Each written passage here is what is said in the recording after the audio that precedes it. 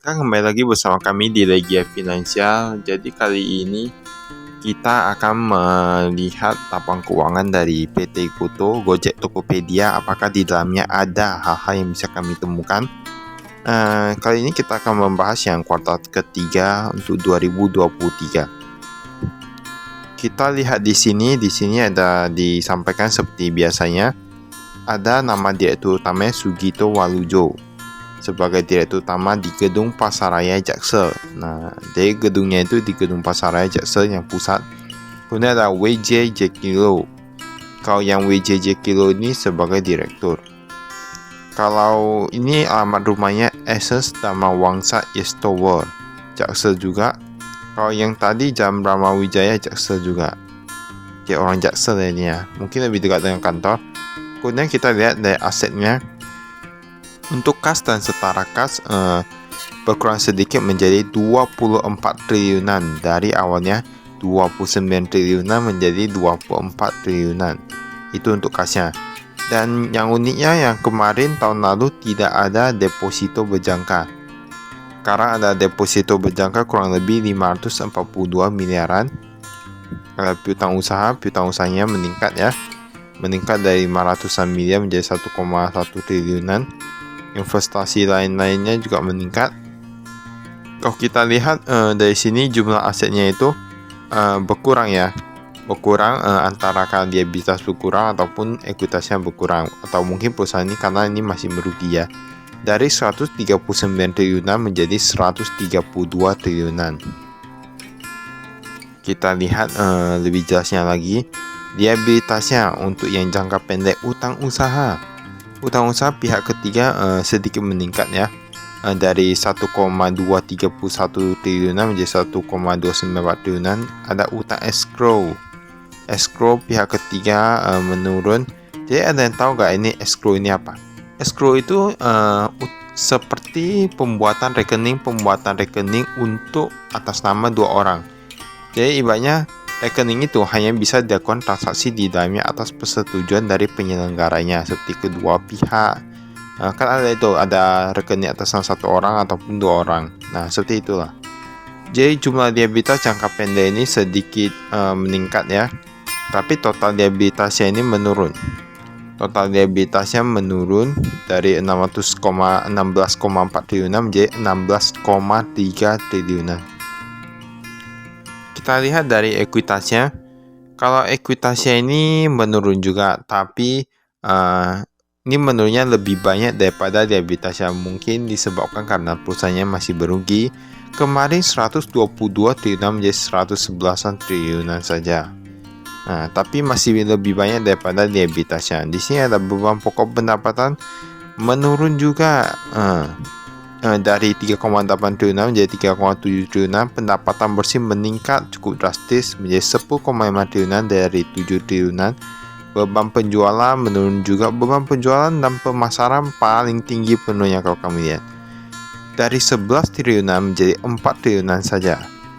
Jadi kalau dilihat rugi usahanya kurang lebih 9 miliaran. Dan dari tahun lalu 20-an triliunan. Kalau yang tahun ini sekitar 8 triliunan. 8 hingga 9 triliunan. Jadi kalau kami lihat memang perusahaan ini Gojek Tokopedia ini sedang melakukan efisiensi besar-besaran apalagi di bidang pemasaran dan yang lain-lain. Kemudian kita lihat yang di rugi usaha.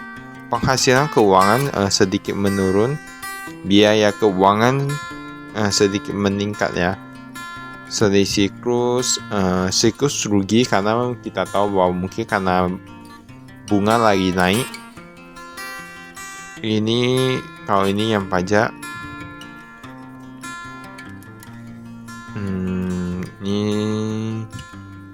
Nah, kalau yang kita lihat yang entitas induk ya. Entitas induk kurang lebih 9,5 triliunan dari 20 triliunan itu ruginya. Banyak laba ruginya, berarti perusahaan ini sedang merugi. Tapi ruginya ini menurun drastis dari tahun kemarin. Kemudian kita lihat arus kas. Penerimaan dari pelanggan tercatat mengalami kenaikan menjadi 17 triliunan dari hanya 16 triliunan yang tahun lalu. Pembayaran kepada pelanggan juga menurun.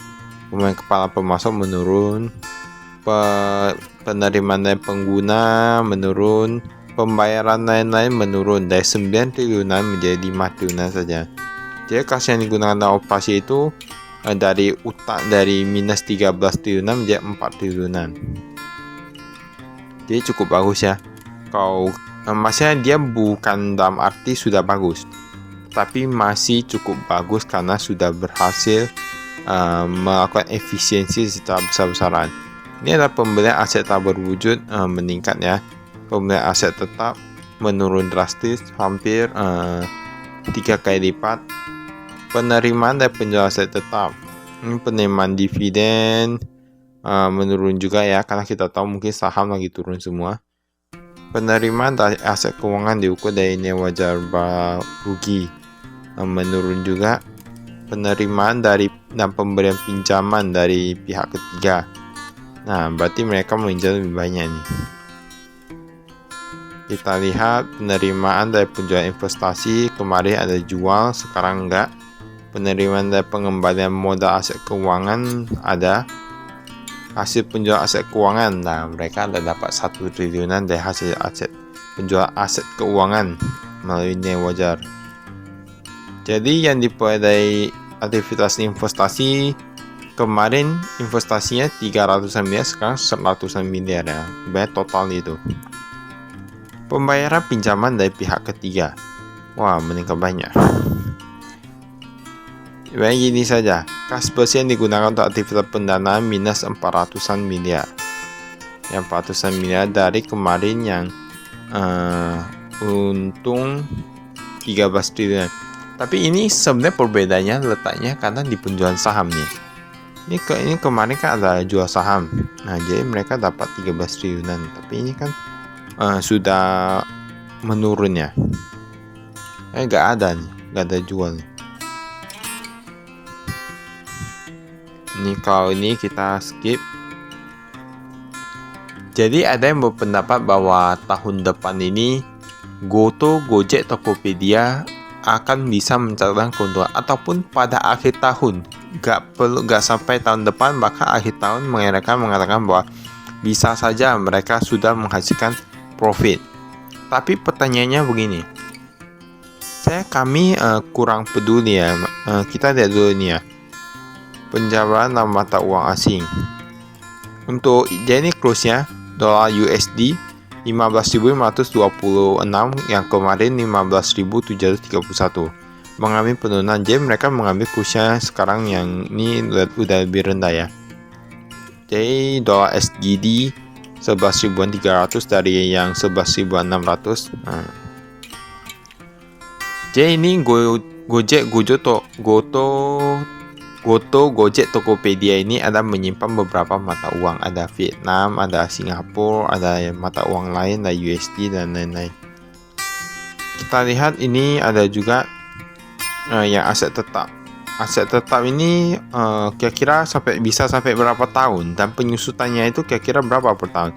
Di sini ada ditulis 25%, 20 sampai 25%, ada yang 25 sampai 100%.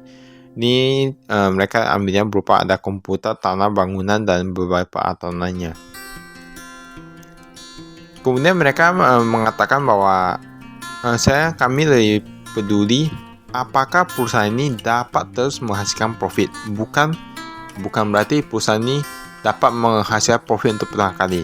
Kami lebih melihat apakah untuk kedepannya perusahaan ini akan dapat melakukan efisiensi yang lebih baik lagi dan efektivitas, sehingga dapat menghasilkan keuntungan dalam jangka panjang, bukan dalam hanya untuk satu kuartal saja untung saja, bukan seperti itu. Kemudian kita lihat yang ada ini, ada cash di bank. Cash di bank ini mereka ada yang simpan dalam bentuk USD ya. USD ini untuk yang Citibank menurun. Nah, kemarin ada simpan 1,5 triliunan menjadi 618 miliaran. Bank CMB Niaga yang meningkat. Jadi mereka meningkatkan yang di Bank CMB Niaga, UOB, OCBC, DBS, nah meningkat. Bank BRI sudah meningkat juga. Bank Mandiri yang berkurang, United Overseas berkurang, Overseas China berkurang. Jadi mereka sudah tarik ini, pindahkan ke yang CMB, UOB gini ya. Yang SGD Citibank meningkat. 129 miliaran menjadi 200-an miliaran. DBS menurun, United Overseas meningkat lagi SGD. Vietnam, mereka lebih banyak simpan di Vietnam Joint Stock Commercial Bank kemarin juga, tapi memang jumlahnya sudah agak berkurang. Kemudian mata uang lain ada Citibank, DBS dan lain-lain. Ya, Citibank ini mungkin lebih apa di Singapura ya. Kas di bank di luar dana titipan pelanggan ada 21 triliunan nih. Yang ini deposito. Nah, deposito ini kan kita tahu bahwa kalau tidak salah GoTo ini ada entitas usaha Bank Jago. Mereka ada beli sahamnya sebetulnya. Kemudian ini yang Desember, mereka Desember simpan deposito hanya dalam 200-an miliar, sekarang meningkat menjadi 500-an miliar. Kemudian pihak ketiga untuk yang Bank BRI ini mengalami peningkatan juga, tapi ini semua dalam bentuk rupiah dulu ya. Mengalami peningkatan juga, tapi overall semuanya mulai berkurang untuk yang pihak ketiga. Simpannya mulai berkurang untuk depositonya. Bahkan untuk USD saja untuk Bank BRI, United Overseas berkurang juga, SGD berkurang juga, dan VND untuk mata uang Vietnam juga berkurang. Mungkin mereka sudah mulai mengurangi untuk depositonya ya. Nah, kita bisa lihat totalnya nih. Jumlah deposito kemarin ada 3,7 triliunan, sekarang berkurang nilainya hanya menjadi 2,1 triliunan. Tapi memang boleh dikatakan ketika mereka ada kas, mereka akan mencari bagaimana cara untuk mendapatkan bunga setinggi-tingginya agar dapat menutupi operasional mereka. Jadi misalnya ada modal yang tidak terpakai, mereka bisa digunakan. Ini penempatan pada produk perbankan. Jadi yang syariah memang berkurangnya.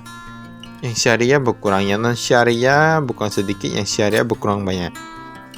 Tapi memang kita akhir ini membaca apa-apa, memang yang syariah ini sebenarnya agak turun ya. Sepertinya memang sudah agak turun. Banyak orang yang menurunkan nilainya untuk yang syariah di bank-bank syariah ataupun produk syariah. Pihak ketiga rupiah. Nah ini semua bertambah nih.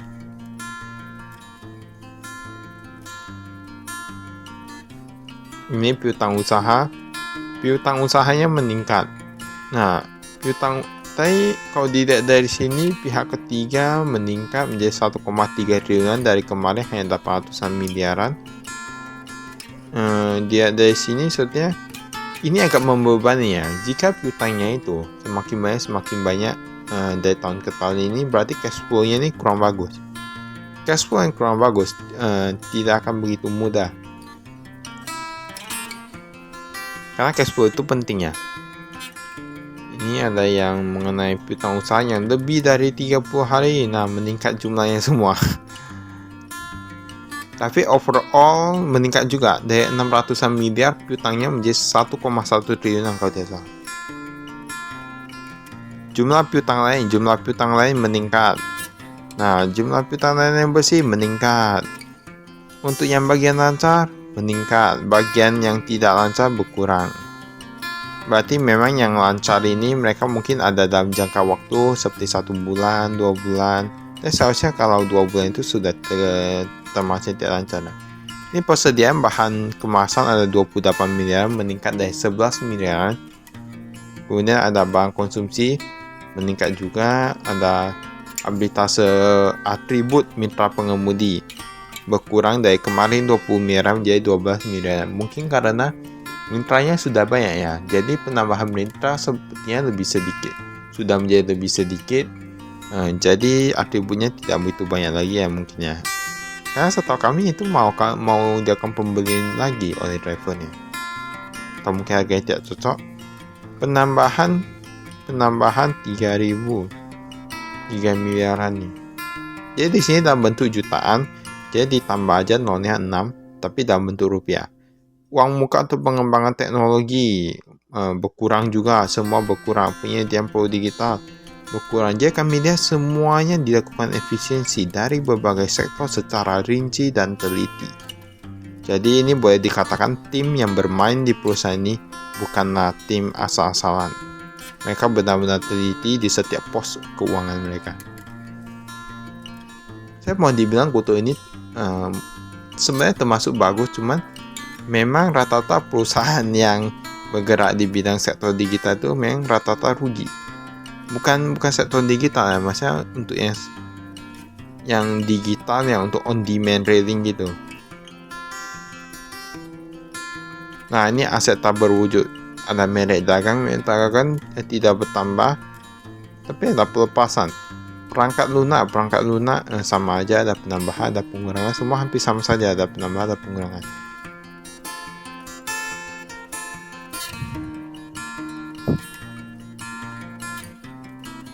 Nah, ini aset tetapnya. Nah, komputer ada bertambah 55 miliaran, tapi pelepasan 88 miliaran. Ya, hampir sama ya. Yang lebih meningkat banyak sebetulnya prasarana. Tapi ada rekualifikasi lagi, tapi memang meningkat untuk yang prasarananya. Kemudian kita lihat aset dalam penyelesaian. Kalau furnitur pun menurun. Ini lanjutan dari yang tadi, tapi yang tadi itu 2023, yang sekarang 2022.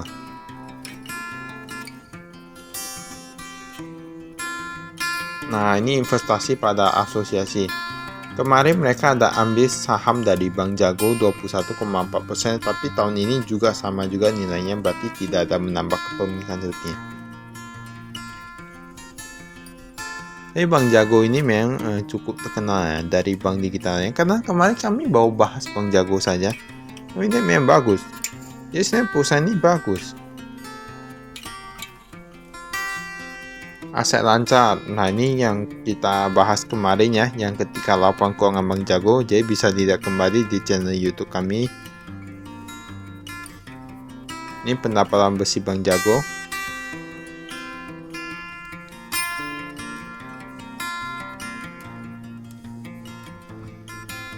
Ini instrumen ekuitas yang diukur pada yang wajar melalui laba rugi. Bagian lancar, bagian tidak lancar, pengukuran yang wajar atas investasi lain-lainnya. Tingkat 1 dan tingkat 3. Investasi lain-lain, efek yang tercatat di Bursa Indonesia itu berkurang.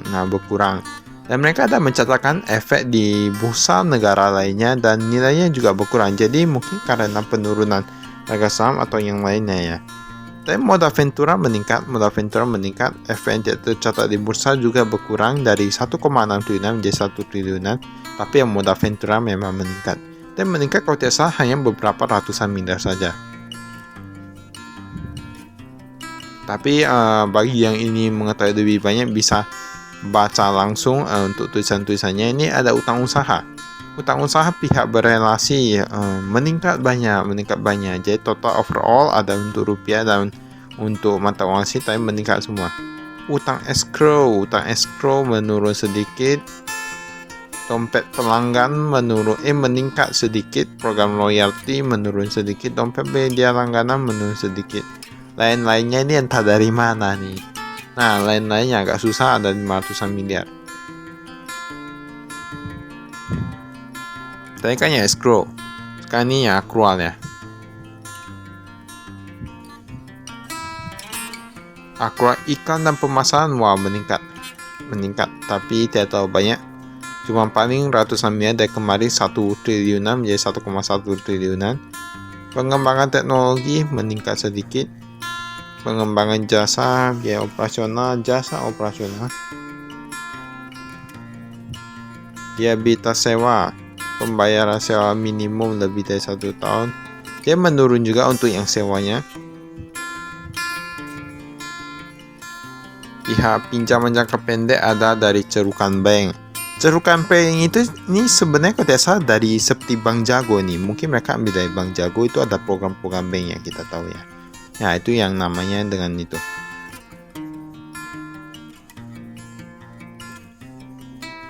Pinjaman bank jangka panjang.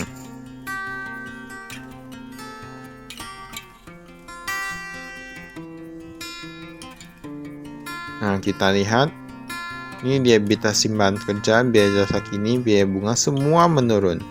Dari sekarang totalnya yang kemarin 500-an miliar sekarang menjadi hanya 300-an miliar saja.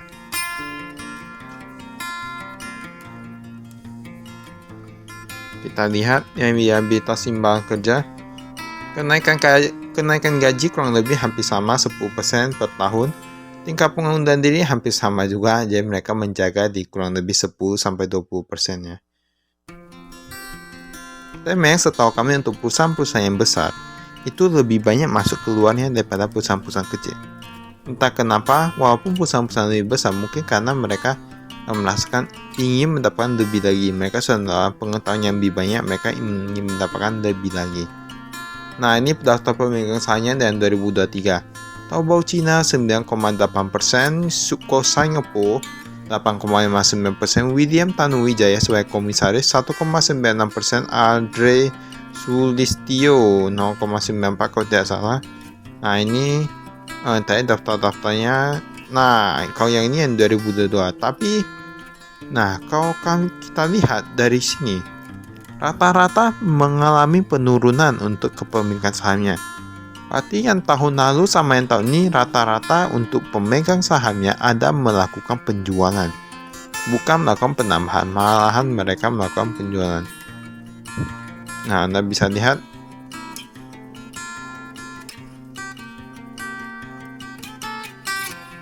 ini modal sahamnya ya.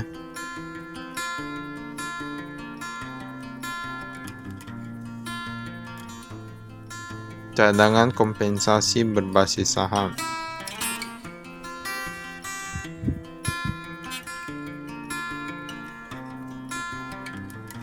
Awal periode. Nah, ini 2023, 2022. Opsi sahamnya.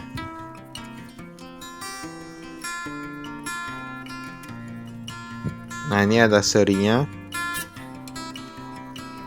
Yang 2023 yang sebelah kiri ya.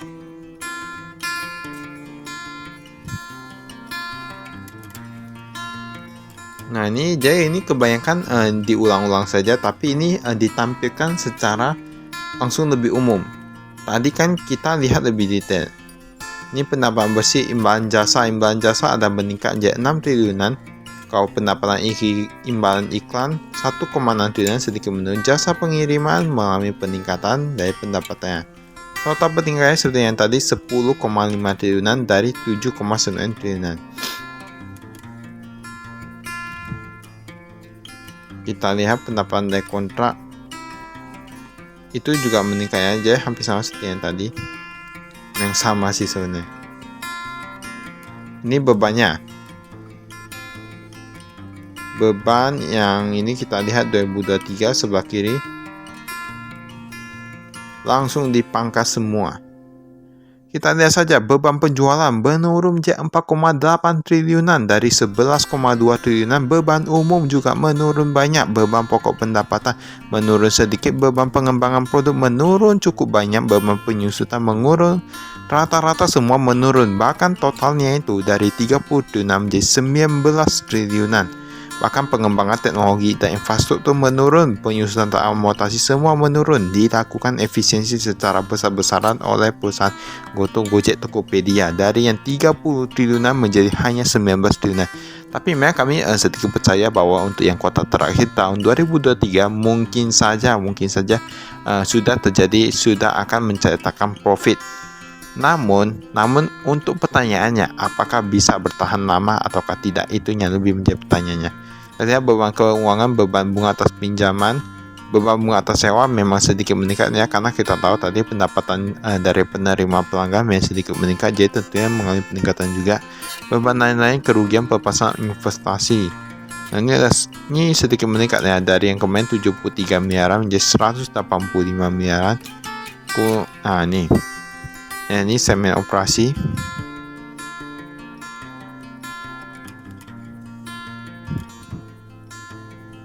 Ini segmen cost and expense. Jadi ada bagian tidak tahu itu expenses itu artinya biaya.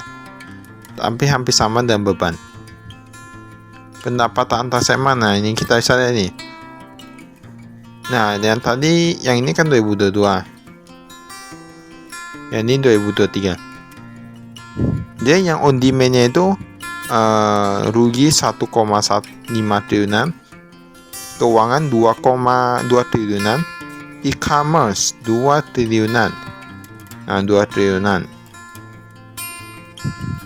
Kita lihat yang mana yang paling banyak. Logistik hanya 495 miliar. Nanti keuangan nih. Oh, ternyata tidak. Untuk yang biaya korporasi yang lebih banyak 2,5 triliunan. Itu disertai dengan keuangan. Nah, ini totalnya 8,7 triliunan. Jadi yang paling banyak itu biaya korporasi bahwa disertai dengan biaya keuangan atau finansial. Dari sektor keuangan ya ibaratnya ya. Dia ada beragam sektor di sini, ada logistik, ada e-commerce, ada on-arrangement, ada biaya lainnya, ada korporasi, ada e-commerce. E-commerce yang ketiga ya.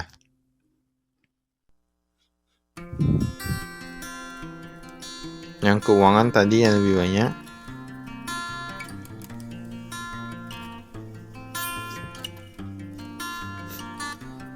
Tapi sebenarnya sudah lebih bagus dari yang dari yang ini ya. Karena kemarin yang tahun lalu itu lebih banyak. Mereka bukan di biaya korporasi, tapi lebih kepada yang di on demand sama yang di keuangan. Sekarang on demand sama yang di e-commerce. Sekarang mereka bisa melakukan pengurangan besar-besaran. Rugi usaha, penghasilan keuangan sedikit menurun, rugi usaha sedikit menurun. Menurun banyak yang rugi usaha. Rugi sebelum pajak penghasilan menjadi 9,8 triliunan dari 20 triliunan. Jadi sudah menurun 50%.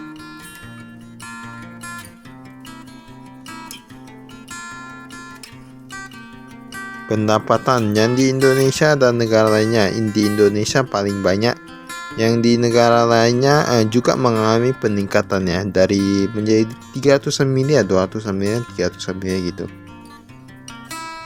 Tapi yang Indonesia tetap lebih banyak dan mengalami peningkatan juga. Bank Jago, kas dan setara kas juga mengalami peningkatan. Piutang usaha mengalami penurunan untuk beberapa PT ya. Piutang lainnya yang meningkat yang dari lain-lain. Nah, untuk yang lain-lain ini yang susah karena kita tidak tahu, karena tidak dituliskan. Tapi bisa lah untuk kalau kita mau lihat ini ada fraud atau tidak, itu bisa lihat dari tahun ke tahun. Jadi nanti kita lihat saja. Gaji karyawan untuk imbalan jangka pendek meningkat.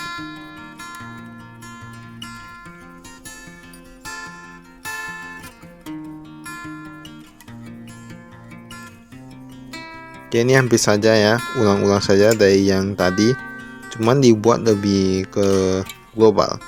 Jadi mereka rincikan semua global, jadi bisa dilihat. Tadi kan lebih secara rinci, kita melihat detailnya. Ini lebih secara ke global.